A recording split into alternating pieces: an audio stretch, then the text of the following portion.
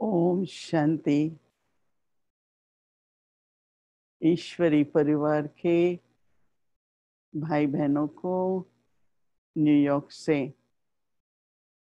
बाबा की और हम सभी की बहुत बहुत याद प्यार। आजकल तो न केवल 7 दिन की बैठी, 2 दिन की बैठी, पर 24 घंटे की सारा समय की बैठी चाहिए। क्योंकि दो तरह से है। एक तो वातावरण बाहरी रूप से बहुत ही डर का है, चिंता का है, और उसका इफेक्ट जो है वो मानसिक स्थिति पर भी बहुत है। हम तो सभी बाबा के बच्चे, हम सबको निश्चय है, निश्चय और विश्वास के बल से, ज्ञान और योग की धारणा से हम लोग सभी सेफ हैं और बाबा से शक्ति ले रहे हैं, अपनी रूहानी यात्रा में आगे बढ़ रहे हैं। ये तो अच्छा रहता है, समय प्रति समय लंबा समय योग में बैठने का अभ्यास, अनेक स्थितियों के अनुभव करने का अभ्यास बहुत जरूरी है। लेकिन मेरा तो आजकल ये होता है कि जो भी स्थिति का अभ्यास करना है, थोड़े थोड़े मिनट भी दिन में करके उस स्थिति को जमाते जाना है, उस स्थिति को परिपक्व करते जाना है। वो स्थिति जैसे कि जब चाहे हम उस स्थिति को इमर्ज कर सकें। तो आजकल बाबा कई तरह की स्थितियों का अभ्यास बताते हैं। बाबा 5 स्वरूपों की स्थिति का भी अभ्यास बताते हैं। क्योंकि जो अनादि और आदि स्वरूप, स्पेशली जो अनादि स्वरूप की स्थिति है ना, उसका अभ्यास बहुत जरूरी है। क्योंकि अनादि स्वरूप में एकदम आत्मा पवित्र है, स्वच्छ है, शांत स्वरूप है, प्रेम स्वरूप है। क्योंकि उसमें क्या है, सारे चक्कर का, खासकर द्वापर कलयुग के जो संस्कार हैं, वो समय प्रति समय मन और बुद्धि के द्वारा कुछ न कुछ इन्फ्लुएंस, प्रभाव डालते हैं हमारे सोचने पर। पिछले संस्कारों का प्रभाव हमारे बुद्धि के ऊपर, निर्णय शक्ति के ऊपर, हमारी वृत्ति, दृष्टि, सब पर कुछ पिछले संस्कारों का प्रभाव रहता है। तो जितना जितना आप जितनी बार दिन में अनादि स्वरूप उसका अभ्यास करेंगे, तो अनादि स्वरूप में आत्मा की क्या स्थिति है? एकदम आत्मा शुद्ध है, कोई हिसाब किताब नहीं, कोई बंधन नहीं, कोई भी तरह का संस्कार नहीं। और इस अनादि स्वरूप को हम दूसरे शब्दों में बीज रूप स्थिति भी कहते हैं। पहले हम बहुत कहते थे कि अभी हमको बीज रूप स्थिति का अभ्यास करना है। तो देखो, बीज होता है ना, तो उसमें सब कुछ मर्ज होता है। तो जब मन और बुद्धि, संस्कार सब हमारे मर्ज हो जाएं, मतलब साइलेंस में हो, एकदम जैसे अंदर में कुछ भी उनकी हलचल न रहे, तो वो जैसे कि बीज रूप स्थिति है। और दूसरा, जो कुछ भी हमें भरना है, शांति, प्रेम, पुण्य कर्म, जो भी हमें संस्कार भरने हैं, एनर्जी बनानी है, वो भी बीज में जाती है ना। फिर उसी बीज से ही फिर अंकुर निकलता है, जैसा बीज होता है वैसा फल निकलता है।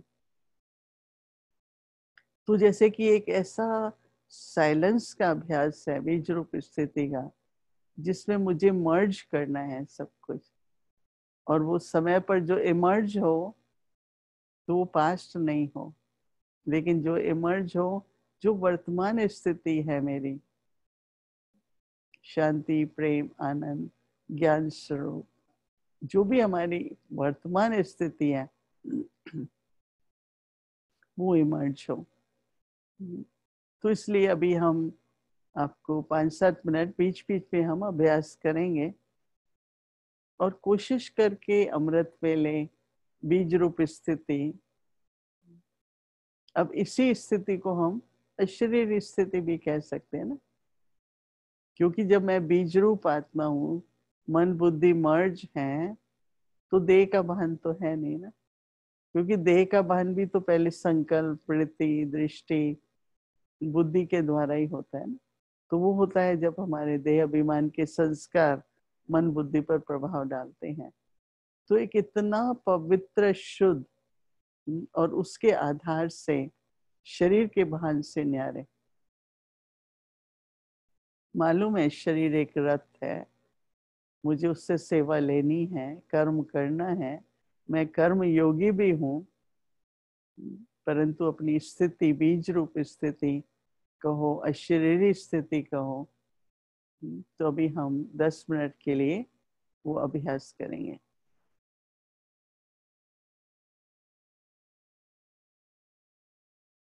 बाहर के वातावरण,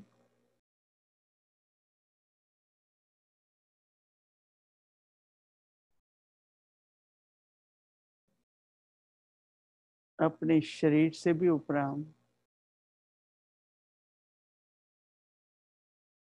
मैं एक आत्मा, ज्योति स्वरूप,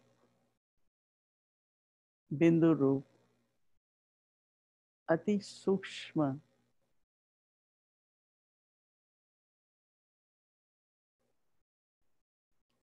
संकल्पों से भी न्यारी,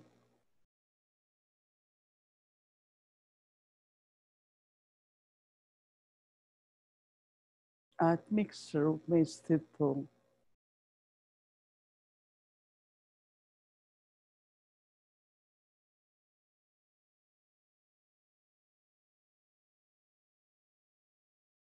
मैं अपने अनादि स्वरूप,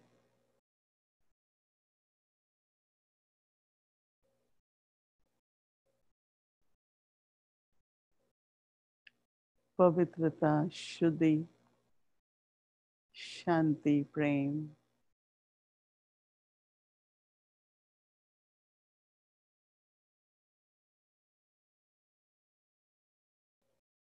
ये अनादि स्वरूप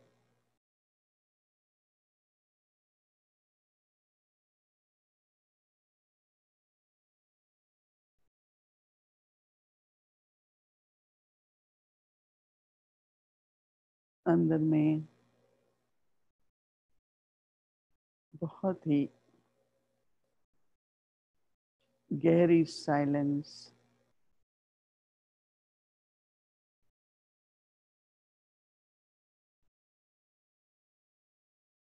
न्यारे और प्यारे,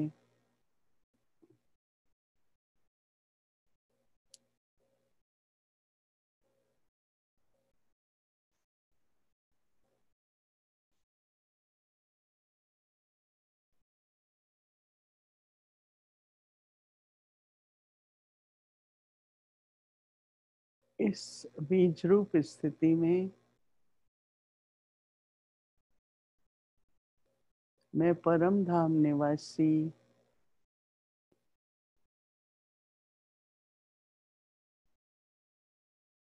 स्वीट साइलेंसों में बाबा के साथ विराजमान होती हूँ।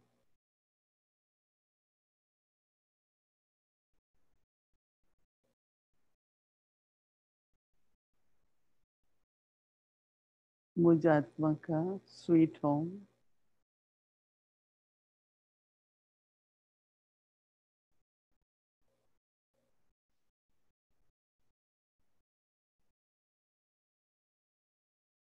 शांति धाम,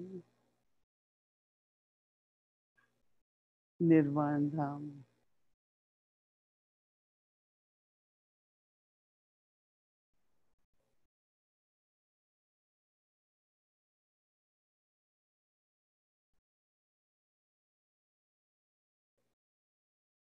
जहाँ शरीर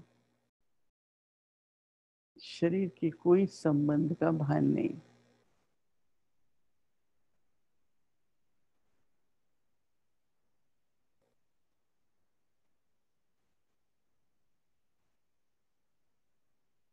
बाबा के समीपता का अनुभव,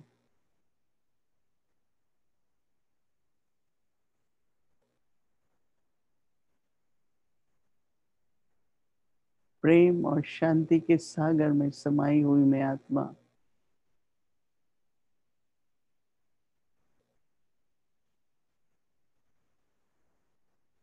एक मग्न स्थिति,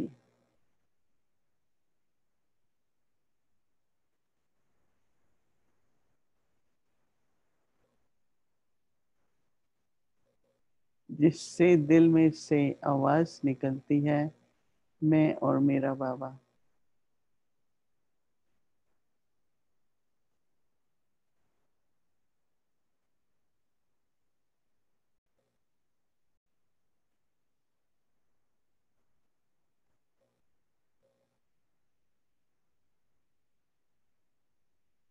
मैं अपने में बीज रूप स्थिति से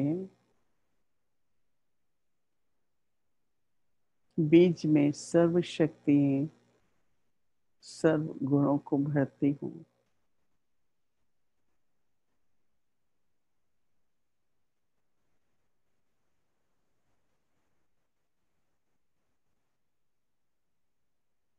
ये साइलेंस की अव्यक्त आनंद की अनुभूति,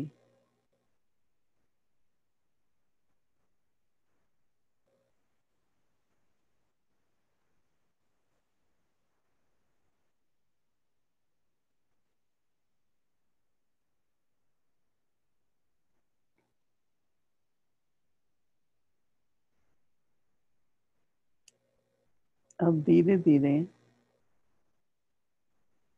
मैं इस बीज रूप स्थिति से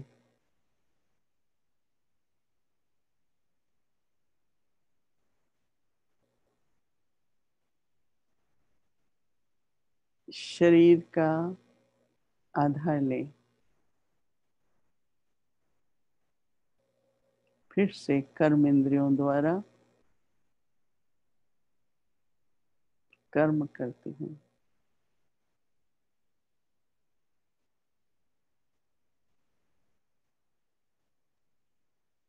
तो हम सभी ये जानते हैं कि बीज से ही फिर अंकुर, फिर धीरे धीरे सैपलिंग निकलती है, वृक्ष बड़ा होता है। तो बाबा हम बच्चों को कहते हैं, बच्चे अव्यक्त स्थिति में रहो, अपने संपूर्ण स्थिति को प्राप्त करना है। तो वो अव्यक्त स्थिति क्या होती है? तो सबसे पहले तो जितना जितना हम अनादि स्वरूप में रहेंगे तो व्यक्त भाव में जो आ जाते हैं ना, हमारा देखना व्यक्त रूप में हो जाता है, कौन कैसा है, क्या करता है, हमारा बोलना व्यक्त भाव का हो जाता है। तो व्यक्त भाव में आने से फिर देह भान का भी भान आभास होता है। तो एक ये भी अभ्यास करना जरूरी है, एक स्वभाव बनाते जाएं। कर्म इंद्रिय तो कर्म योगी तो रहना ही पड़ेगा, देखना भी है, सुनना भी है, सब कुछ करना है। परंतु वो करते हुए भी बीज रूप स्थिति में रहने से एक अव्यक्त भान, एक अव्यक्ति स्वभाव बनता जाएगा। देखते हुए भी देखा, पर संकल्प करने की जरूरत नहीं है। तो फिर हम क्यों सोचें, जरूरत नहीं है ना। किसी का कोई भी स्वभाव है, संस्कार है, हम लोग क्यों देखें? हर एक का पार्ट अपना है, हर एक अपना पार्ट बजा रहा है। तो ऐसे ज्ञान का यूज करते करते एक अव्यक्ति स्टेज भी बनानी है। ब्रह्मा बाबा के समय पर हमने देखा कि बाबा के पास मैं भी 11-12 साल तक जाती रही। तो हम बाबा को भी देखते थे कि कैसे कोई भी परिस्थिति आती थी तो बाबा एकदम साइलेंस में चले जाते थे, और साइलेंस में जाके वो ऐसे बैठते थे जैसे लाइट हाउस माइट हाउस की स्थिति में। और कोई भी परिस्थिति आती थी बाबा के समय, बहुत बहुत चैलेंजिंग सिचुएशंस आती थी, लेकिन उससे एक तो बाबा हमें क्या करना है वो डायरेक्शन क्लियर दे देते थे, और वो परिस्थिति ऐसे गुजर जाती थी जैसे कोई बड़ी बात नहीं थी। और हम सब समझते थे ये बाबा की एक साइलेंस पावर से है। तो अव्यक्त मतलब ये है कि व्यक्त भाव से ऊपर चले जाओ। एक बार हमने देखा एक परिस्थिति में ब्रह्मा बाबा को, तो बाबा जो राउंड तकिया उनके कमरे में है उस पे बैठे थे, और एकदम इतनी लाइट माइट, एकदम डीप साइलेंस में। और इसीलिए जब बाबा अव्यक्त हुए तो हम लोगों ने शांति स्तंभ बनाया, क्योंकि हमने बाबा का वो साइलेंस का रूप देखा। तो उस शक्ति से बाबा हर एक बात को ठीक करते थे। हम लोगों को भी शक्ति रहती थी, निमित्त हम लोग बनते थे, करवाता बाबा था, परंतु वो अव्यक्त स्थिति। फिर हम कोई भी जैसे क्वेश्चंस लेके जाते थे, बातें लेके जाते थे, तो बाबा का अव्यक्त रूप देख करके कुछ पूछने को मन नहीं करता था, लेकिन अंदर में एकदम सॉल्यूशन आ जाता था। जो बाबा आजकल कहता है ना, समाधान स्वरूप बनो। तो हम लोगों को भी ये अव्यक्त स्थिति, उपराम स्थिति बनानी होगी। तो योग भट्ठी में भी अगर इस बात का हमें ध्यान रहे कि मुझे अपना अव्यक्ति रूप, अव्यक्ति स्थिति बनानी है, इसका मतलब कर्म योगी होते हुए भी व्यक्त भाव में नहीं, बाहर मुक्ता में नहीं, एक अंतर्मुखता की जो गंभीरता है उसमें रहते हुए हम अपनी स्थिति को अव्यक्त बना सकते हैं। बाबा को एक ऐसा समय था कि विस्तार में कोई बात पसंद नहीं आती थी। हमको बाबा कार्य देता था, हम करके जाते थे बाबा को बताने के लिए, तो हम अपनी उमंग उत्साह खुशी से वर्णन करना शुरू करते थे। बाबा ये फिर ऐसा है, ये तो बहुत अच्छा था बाबा। और 10-15 मिनट सुनाते हैं तो बाबा कहता है, बाबा तो 2 मिनट में समझ गया था।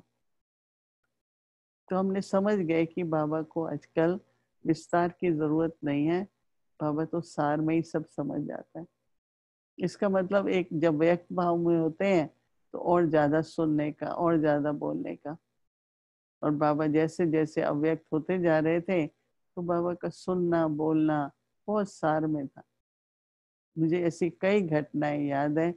बाबा के अंत समय पर जब संपर्क में आते थे, कार्य करके आते थे, तो बाबा को सुनाना हो, तब से मुझे अभी तक भी रहता है कि विस्तार में जहां तक जाना जरूरी है जाओ। अगर बात समझ आ जाती है सार में, बोलना भी जहाँ 2 शब्द है तो 10 क्यों बोले ना।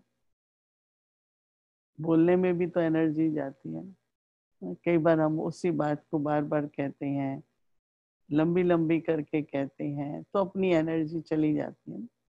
तो अव्यक्त भाव में सुनना और बोलना भी हमारा सार रूप में हो जाता है। तो विस्तार से सार में लाओ, और जहाँ जरूरी है वहां सार को भी विस्तार में कर सकते हैं।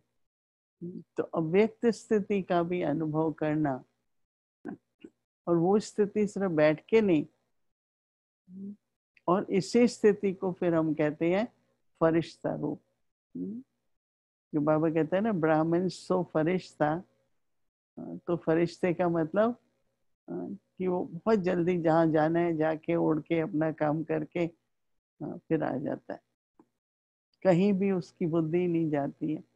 बाबा कहते हैं ना, फर्श के रिश्तों से वो उपराम होता है, और अपना भी देह जो है वो इस फर्श का है, उससे भी उपराम। तो अभी हम 5-7 मिनट के लिए अभ्यास करेंगे अव्यक्ति फरिश्ते स्थिति की, ब्राह्मण सो फरिश्ता।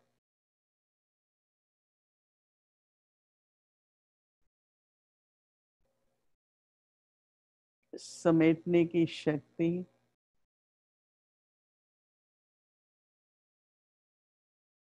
हर बात की सार,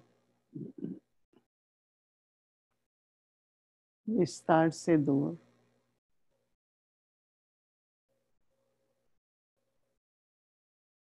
मन की एकाग्रता,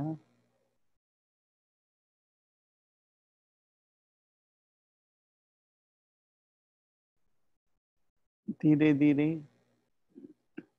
अपना व्यक्ति रूप, फरिश्ता, लाइट का रूप धारण कर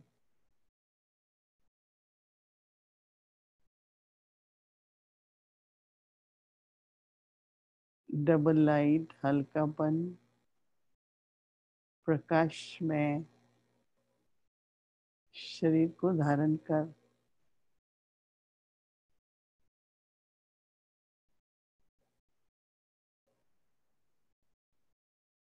फरिश्ते रूप से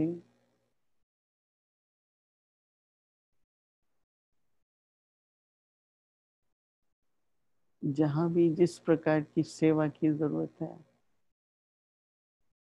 अपनी लाइट और माइट से मन से सेवा कर। आत्माओं को जो भी प्राप्ति करानी है वे करा सकते हैं।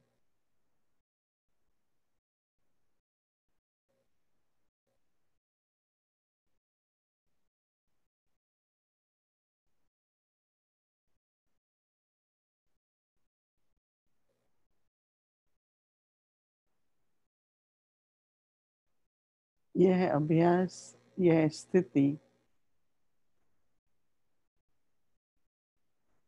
स्वयं को तो धारण करनी है, पर साथ साथ विश्व सेवा के लिए भी जरूरी है।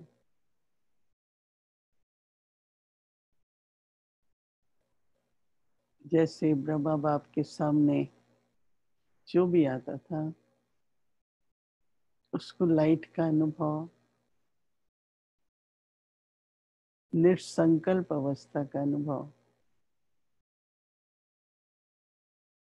अपने सब दुख और समस्याएं भूलने का अनुभव होता था।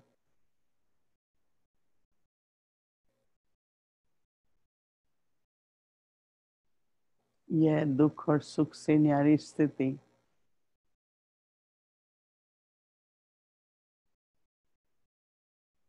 सभी आत्माओं को दुख शांति से पार ले जाती है।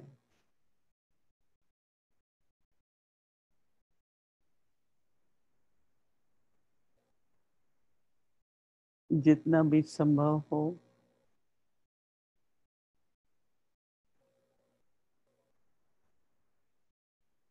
मैं इस अव्यक्त फरिश्ते रूप में रह विश्व की लाइट और माइट से सेवा करूं।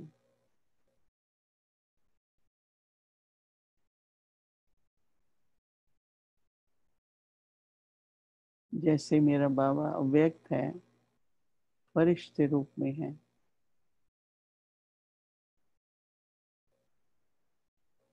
सब बंधनों से पार,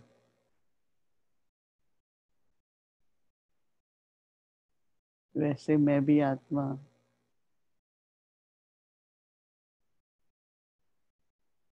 फरिश्ते रूप से अव्यक्ति स्थिति से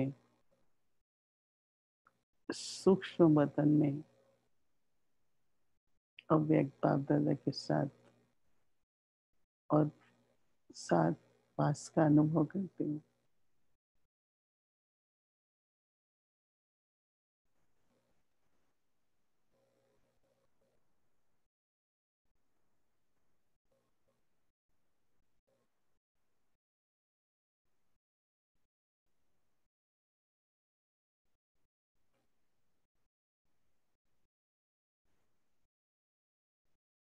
अपने डबल लाइट स्वरूप द्वारा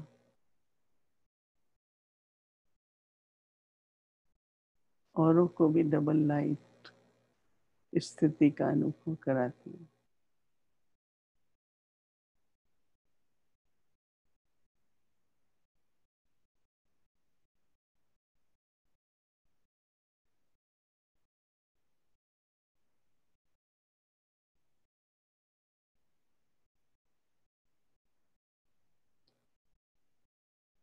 इस फरिश्ते और अव्यक्ति स्थिति से